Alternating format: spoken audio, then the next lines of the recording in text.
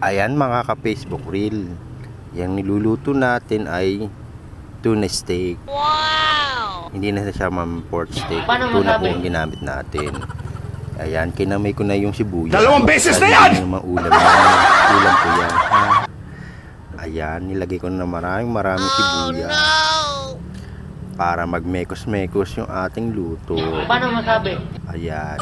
Simple lang din ang proseso niyan. Para ka lang din nag-aadobo. Pero ang ilalagay nyong pampaan may talamis. Magdikdik lang kayo ng bawang. Tsaka nyo igisa sa butter. Tapos sa huli nyo na ilalagay yung sibuyas na puti. Yan. Para hindi siya ganong luto. Yung medyo half cook lang siya. Mas masarap kasi siya pagka medyo half cook, malutong-lutong. Ayan. Sigurado pag natikman nyo tong tuna steak ko, sigurado mapaparami kayo ng kanin. Ayan. A few moments later, 2,000 years later, one eternity later.